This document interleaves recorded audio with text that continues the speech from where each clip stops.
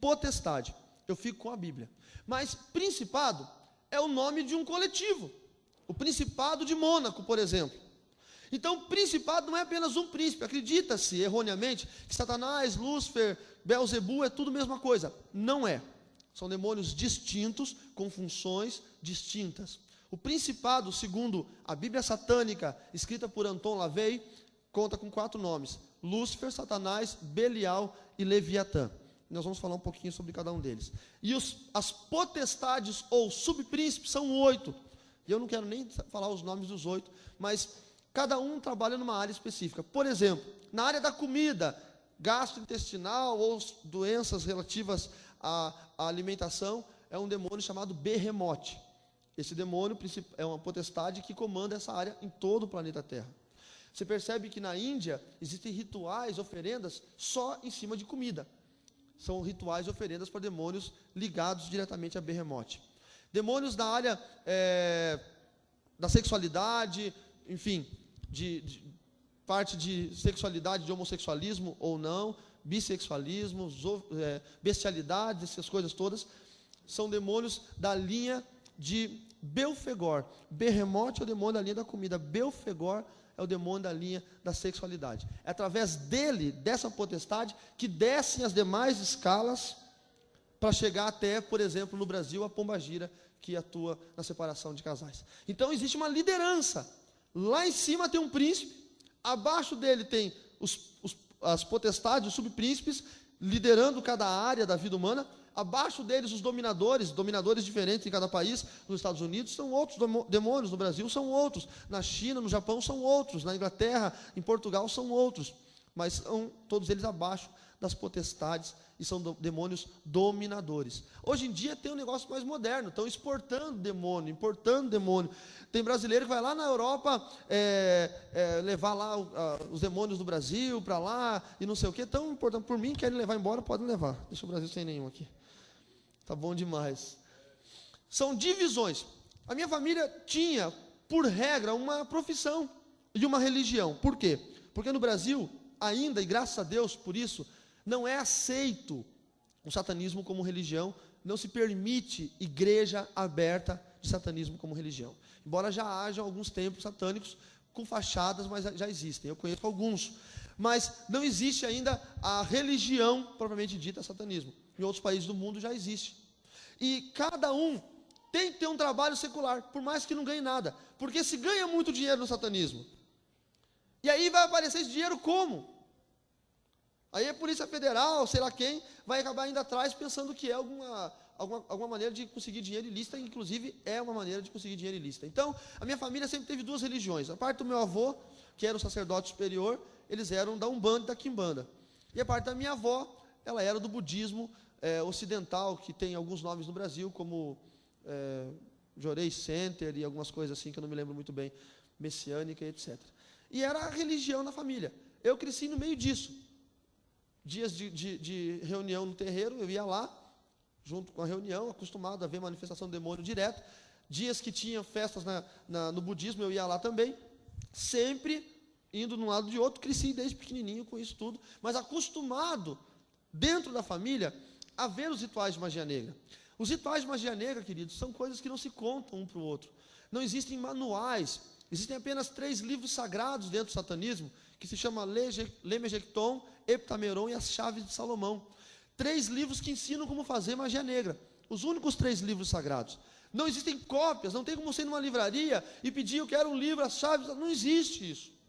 Embora hoje em dia deve ter muitas compilações, mas não existe porque eram tradições passadas de pai para filho.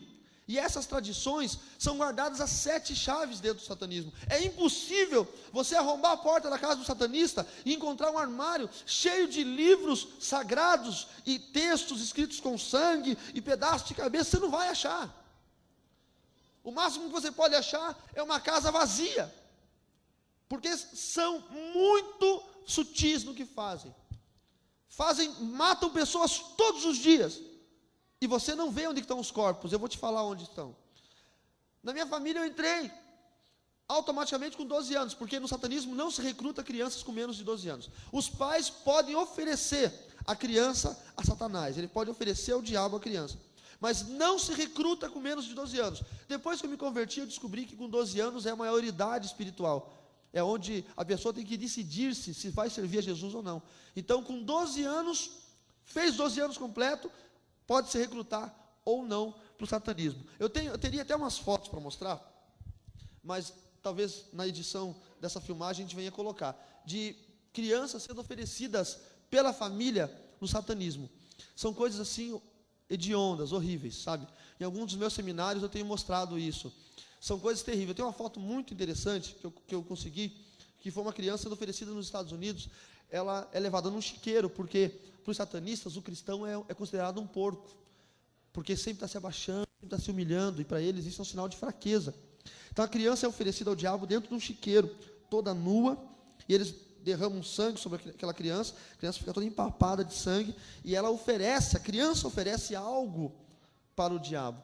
E na foto que eu tenho é uma menina muito bonita, uma loirinha assim, oferecendo balinhas em forma de meia-lua no chão do chiqueiro, e os pais derramando sangue, e ela toda tomada de sangue no meio do chiqueiro. Nós não acreditamos nisso, por quê? Porque não faz parte do nosso cotidiano. Antes de eu me converter, eu não acreditava que podia haver manifestação espiritual do Senhor. Eu não acreditava em crente orar em língua estranha, eu não acreditava em conversão de alma, eu não acreditava em cura, eu não acreditava em aleijado andando, eu não acreditava em nada disso. E nós hoje, que nunca tivemos um contato com o sobrenatural, não acreditamos, achamos que isso é coisa de filme, mas o cinema só copia a realidade. Eles não inventam nada do nada, eles têm informações de algum lugar, e coisas terríveis acontecem. Com 12 anos de idade, eu tinha que ingressar no satanismo, porque eu já tinha sido oferecido no passado. Como é que eles oferecem? Você vai perceber a matemática das coisas. Eu nasci no dia 6 de janeiro de 1976. 6/1/76. No satanismo, todos os números são 3 algarismos. Então, quando se tem 4 algarismos, os números do meio são subtraídos, para que se forme um algarismo só. Pega 6, 1 menos 7, 6, e o 6 do 76, 6. A minha data de nascimento dá o número 666. Se você for procurar no livro de Apocalipse, no capítulo 3, verso 18, diz: aqui está a sabedoria, aquele que tem entendimento da besta, pois é o número de homem. E esse número é 666. Deus já tinha dado a dica para a igreja que o número da besta se aplicaria em homens. A minha data de nascimento, se somar do dia 6 de janeiro, 3 anos bissextos, 666 dias, vai dar exatamente no dia 31 de outubro, faz a matemática depois, que é a noite mais longa do ano no hemisfério norte, conhecido como Halloween, o dia das bruxas. Foi o dia que eu fui apresentado no satanismo. Eles pegam o sangue da placenta ou do cordão umbilical quando a criança nasce, porque, agora se alguém for médico, me corrija se eu estiver errado, pelo que eu sei, é nesse lugar, no cordão umbilical, que tem a maior informação genética, é no sangue que tem ali. Eles colhem esse sangue, porque a grande maioria de parteiras antigamente, hoje médicos e médicas e pessoas que trabalham com parto, a grande maioria são satanistas. Colhem isso e levam no ritual de magia negra para oferecer aquela criança com o consentimento da família. Meu avô fez isso, e me ofereceu, e eu teria até os 12 anos para ingressar espontaneamente. Só que, por que eles me ofereceram? Se eu era neto do meu avô, tinha que ser o filho mais velho dele. Mas olha como que Deus é. Minha mãe, antes de morrer, eu depois vou contar sobre a morte da minha mãe, ela me contou muita coisa que eu não sabia até então.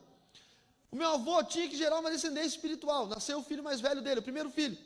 A minha avó tinha uma comadre, e a comadre falou assim: coloca o nome de Ezequiel nele. Colocou o nome de Ezequiel, o diabo não aceitou, porque era nome de profeta da Bíblia. Nasceu o segundo filho, minha mãe, era mulher, não aceitou. O terceiro filho nasceu, lá vem a comadre da minha avó de novo. Coloca o nome de Davi nesse aí agora. Colocou o nome de Davi, o diabo não aceitou.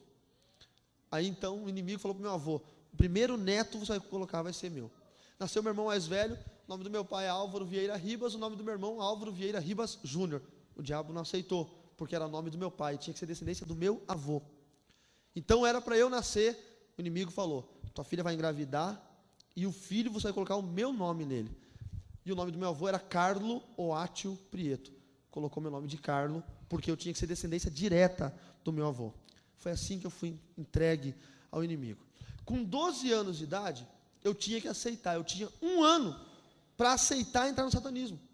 E aí que vem o maior problema de tudo, queridos. Preste muita atenção. Ninguém pode chegar para uma pessoa, só tem 2 maneiras de entrar no satanismo. Por hierarquia familiar ou por convite. Por convite, a pessoa não passa do 3º grau, eles matam. Some. Mas por hierarquia familiar, dura até o sacerdócio superior, que é o 9º grau. São 9 graus do satanismo. E eu era uma criança, família pobre, cidade do interior, passando muita prova. E eu conheci um homem que veio a ser o meu mestre, que se chama Luiz. E esse homem começou, nós jogávamos bola, e ele veio nos influenciando, trazendo coisas legais para aquele timinho de bola que nós tínhamos, e me disse, olha, eu trabalho num jornal, eu sou dono de um jornal aqui na cidade, eu gostaria que você trabalhasse comigo lá.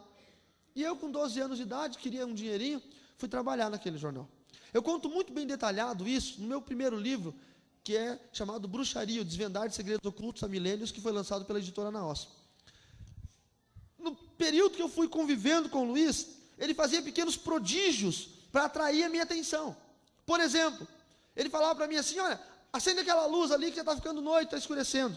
Quando eu ia tocar na chave de luz, a chave de luz acendia antes de eu tocar nela. E eu ficava impressionado, eu olhava para ele, como é que você fez isso? Ele dava risada e dizia, um dia eu vou te contar. Outra vez, fazendo alguma ilustração, ele falava, pega para mim o lápis azul, ou o lápis amarelo, o lápis colorido ali, e eu pegava o azul. Quando eu chegava para ele, ele olhava para mim, tem certeza que é o azul que você pegou? Tem, olha na mão, era o verde. E eu ficava assim, é mágica, é ilusionismo, mas me ensina. Não, um dia eu vou te ensinar como é que é. E aquilo foi trazendo vontade de ter aquilo que ele tinha. Uma das coisas mais impressionantes que ele fazia, dentre tantas, nós sentávamos na varanda do apartamento, onde tinha o jornal, e ele pegava nuvens assim no céu, e ele falava, quer ver aquela nuvem lá? Vou fazer um buraco naquela nuvem. E ele ficava alguns segundos com a mão apontada para a nuvem, e ia abrindo um buraco bem certinho no meio da nuvem, ficava um furo no meio daquela nuvem. E eu, pequeno, com 12 anos de idade, eu queria ter os superpoderes que o Luiz tinha. Até que um dia implorei. Falei, eu quero ter isso. Ele disse, você pode ter. Você quer ter? Quero. Então você tem que pedir, por favor. Olha a frase. E eu falei, por favor, eu quero ter. Naquele dia eu selei minha vida. Já tinha sido entregue, oferecido, vendido para o diabo, mas eu tinha que pedir para entrar. E ele disse, olha, vai para a tua casa, avisa a tua mãe que você vai passar a noite aqui, pega uma garrafa de café e vem, porque nós vamos conversar, e vamos conversar muito. E nós passamos a noite toda, a madrugada toda, a manhã toda e a tarde toda do outro dia, conversando, e ele me contou exatamente o que tinha acontecido, como tinha sido entregue, como que as coisas da minha família tinham acontecido. Ele nunca conheceu o meu avô, porque naquela época o meu avô já era morto, mas ele me explicou que os demônios que eram do meu avô tinham sido passados para mim, e era minha obrigação dar continuidade àquilo tudo. Com 12 anos de idade, eu herdei um número tão grande de demônios, irmãos, que começou a me gerar poder de uma maneira que eu nunca imaginei que ia ter. Passei 6 meses, que era o período que eu tinha, para fazer a iniciação. E nesses 6 meses aprendi muitas coisas. Além dos truques que o Luiz fazia, fui aprendendo essa manipulação de pensamento, que nós erroneamente falamos de ler a sorte ou adivinhar o futuro. Aprendi essa manipulação de pensamentos e já fui taxado na minha cidade como o iluminado. As pessoas vinham para mim, olhavam e falavam, antes de você chegar em casa vai acontecer tal coisa na tua vida. E a pessoa chegava e tinha acontecido aquilo. E voltavam correndo, queriam se consultar comigo. O menino de 12 anos era o prodígio da cidade do interior. Pessoas vinham falar comigo sobre negócio, e eu dizia, se você fechar esse negócio, daqui 3 meses vai acontecer tal coisa. E acontecia. E eu comecei a ficar, de certa forma, conhecido, e passei a ir até Curitiba, que era a capital do estado que é a capital do estado do Paraná. E lá, dentro da empresa Volvo, tinham pessoas lá dentro que eram muito ligados a um parente meu, me levavam lá dentro para